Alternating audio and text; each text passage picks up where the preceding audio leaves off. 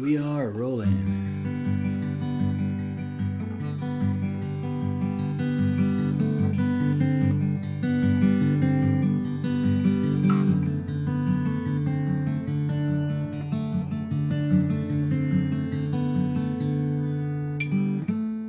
Hey there, friends. How's it going? So I want to quickly respond to an email that I got from a new member in the Song Notes community and answer a question that came up about major scales or just scales. Why are they worth learning? Do you need them? Why you don't need them? And I'll also talk about a few reasons you do need them that have nothing to do with lead guitar. So let's check this out, right? So Timothy wrote in, and I want to say also, when folks join my mailing list, I encourage them to reply with the thing, the topic, the technique, something else they're hoping to learn. Don't overthink it, just send it in. And one of the reasons I sort of word it like that is I want to get the real, raw, genuine, authentic, conversational, just like shooting off the top of your head. Hey, what are you trying to learn? What's frustrating you? What, are you stuck on?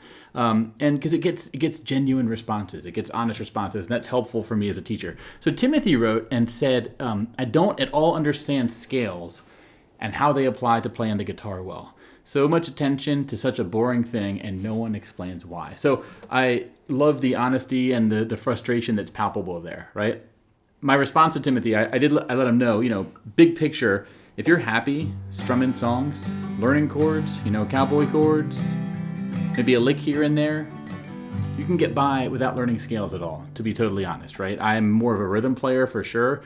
I can kind of fake my way through the major scale in a few positions, but I'm not really fluent at it. But it's been fine for me because for what I'm after, that's mostly worked out. And Timothy, my suggestion would be if you don't have a need to learn them, don't feel like you have to. Go after what you're interested in learning. Now, lead guitar is a different story. If you want to be able to solo and everything, I think there's great, arguments to be made for sure about just finger dexterity, practicing over and over again, building up that muscle memory. Also, the knowledge, the theory knowledge about the major scale, the minor scale, pentatonic, all the patterns, how they repeat. Because basically when you're playing in real time in the future, right, and say you're soloing over someone or a backing track or something, if there's a thought, a musical thought, a little melody comes into your mind, I want to play that lick. Ideally, your fingers are so well trained and suited enough that they know what sound will be created by doing what sequence of notes that you want to be able to react at the speed of thought. And that's why learning scales could be helpful. So lead guitar, for sure, I think it's worth learning. But if you're happy with rhythm, if you just want to strum stuff and that's about it, I think you can get by. Don't feel like you have to learn chords, okay? Now, I want to talk about the opposite point of view, but first, check this out. This is on Justin Sandercoe's Instagram page from the other day. This is Steve Vai. Justin interviewed him. It's a really good interview. Check out this clip because this applies to that scales question a little bit. All right, check it out. If you're going to take any advice from me, I would tell you to find the thing that excites you the most and go after that. Whether it's just playing, a Led Zeppelin song and not practicing scales, and you don't have to know music. You tell Jeff Beck to play an F sharp on the G string, he might not know what it is. Well, maybe he would know that, but great musicians don't necessarily have to know about music. The important thing is to find what it is that excites you and disregard what anybody else is doing or saying and just go after that. So I'm going to pause it right there. My interpretation of what he's saying there is, I know when I was starting to play guitar, I spent one summer trying to memorize all the modes and learn all the scales and everything, but it had nothing to do with what was making me passionate about guitar. All the songs I wished I could play, the scales, there was no direct reason to learn them at the time, right? I needed to work on strumming and chord transitions and all that stuff. But what I was doing was not following my sort of passion, right? So don't be closed off to the idea of learning them one day or learning anything one day. I think you got to sort of have that humility. But go after what you're interested in because like he said, when you're fueled by that passion, it's like a wind at your back. It's like you just get extra momentum. It's going to make everything easier because you can't get enough of what you're interested in, right? So go after that, okay? Now, really quick, I want to shift gears a little bit and talk about in the past couple days, a few times when my knowledge of scales, just from a music theory point of view, and just on these sort of, first 3 frets of the guitar, and just for 2 keys, really paid off. Okay, so this is a bit of a counter, right? Again, I have no real burning interest to be a lead guitar master. I would love to, sure. But there's so many more things, so many great songs I want to learn just because of my love for these songs that are sort of taking my time. But I still have enough of a knowledge of the major scale to have it pay off when learning something. So check this out, right? Over at my Song Notes website, I have a members-only community. It's a great place to sort of, you can make requests, ask for feedback, share good music. It's a really good conversational space we have going on there for folks in the community, so I recommend you check it out. Now, here is something that came in the other day from Jeff for Townes Van Zandt fans, which I am one of. So he posted some videos of If I Needed You, and I want to share with you the first 10 seconds of this video, right? This guy who makes this lesson is going to play. Today I want to do something. He's going to teach how if I Needed You. And within a few seconds of him playing the song, is the classic If I Needed You. let's skip ahead here. I'm going to begin by. So he's on capo 3 or 4. I'm no capo. So I put this on yesterday. I paused it because I was like, yeah, I know that song. I've listened to a lot of Townes Van Zandt. This is one I've never learned before, but just those few phrases he played got the song going in my head. Well, if I needed you, would you come to me? Would you come to me and ease my pain? And there's a part of me that's like, okay, if I paused that and had to figure it out now, could I do it? And here is what I worked on, right? I think I saw he was doing a G position, or in general, G is a super common Travis picking thing, right? So I have no capo on. I've learned enough songs to know you're gonna have your bass line, right? Right thumb. And here's the deal, that melody, da da da da da da da da da da. I know that that's gonna happen in the thinnest couple strings, and I also know if our G is our home bass, if that's our tonic chord, right? I know that these melody notes up here are going to be coming from the G major scale. And I just, over the years of playing, have internalized that, I have to think a little bit. Okay, that's the G major scale from here to here, 2 octaves, right? But usually with Travis picking, the major scale, the melody notes are going to be coming from the thinnest 3 strings usually, right? So that's open 3rd string is G to A to B to C to D to E to F sharp to G. Just with those 8 notes I played. That's all going to be the melody for this entire song, I'm guessing. So then I just started, I turned on that bass note. I've practiced Travis picking enough where I can kind of tell my thumb, hey, just play the bass. Your right index finger is going to explore. And what I'm going to do here is just explore with the major scale, okay?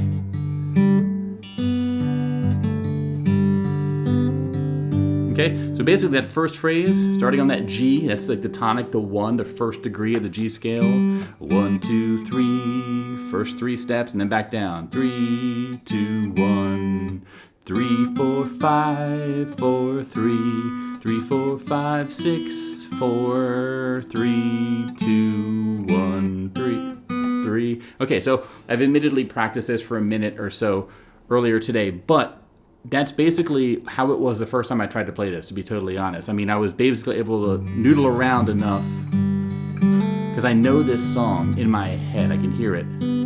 Da, da, da, da, da, da. I'm guessing there's a chord change here to C. Da, da. Then I'm going to D7. Da, da, da. So I share this with you, to Timothy and everyone else watching. My knowledge of the major scale in that scenario really helped me out, even though it had nothing to do with playing the G major scale in all 5 positions fluently at 120 beats per minute, right? I've never been able to do that. But I have enough of a knowledge of the most common keys, like C and G and D and A, and E. I can take those major scales in open position, and that's giving me like 80% plus of what I need from the scale with the kind of music I'm interested in right now, right? With fingerstyle, right?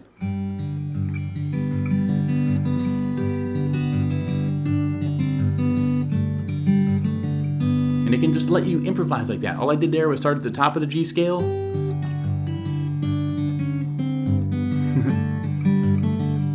Go back down an octave and then go up to the 3rd degree. And my point is that, this helped me with just noodling on this Townes Van Zandt song. This makes me want to learn the full song now, right? And in general, I'll say this also. Earlier today, I'm making a lesson for strummy walk downs in the key of C. When you're playing,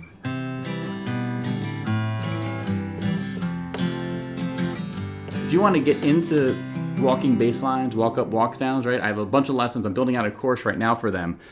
They come from the major scale of whatever key you're in. If we're in the key of C, those walk down notes are typically going to be your C, your B, your A, your G, your F, and your G. That's only like 5 notes.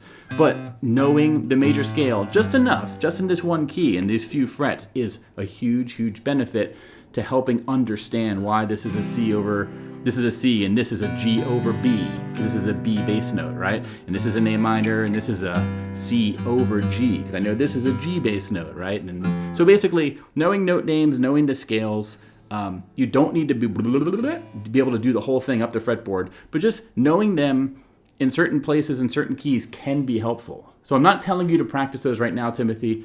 Just be open to the idea, though, that you might, through osmosis or whatever, sort of naturally gain some understanding of the notes in the scale in certain positions and how they can help you out. Whether you're looking for melody notes in a song you're learning, you're doing that Townes Van Zandt,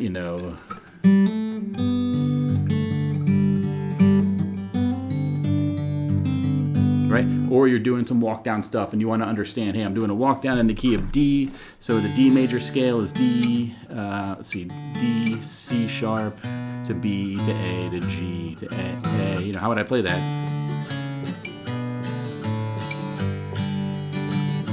Okay, right? So lots of ways this major scale or just knowing scales can pay off, but don't feel like you have to force it. Like Steve Vai said, go after what you're interested in, what you really, really, really want to learn, and just go. Don't feel like the folks on YouTube telling you have to do this, you have to know this system and that system. If it's not coming up for the things you're interested in, don't feel like you have to be obligated to learn it. So that's going to be it, y'all. I hope this is helpful. A bit of an off-the-cuff video here today, but I wanted to share this. Timothy, I hope you find luck with what you're trying to play. And everyone else, check out songnotes.net. Check out the community here. Lots of great stuff. It's a wonderful, wonderful place to meet like-minded guitar enthusiasts, right? And I will say that I just launched this practical theory course a couple weeks ago. So it's a 7-video course at the moment. It's over an hour of content.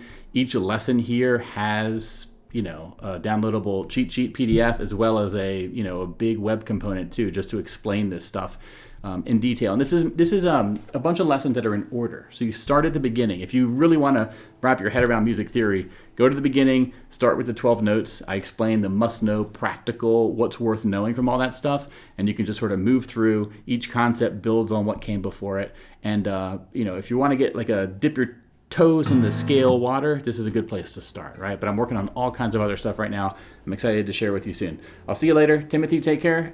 Thanks, Jeff, for that Townes Van Zandt post, and let's get on into it. See you in the next one, my friends. Bye.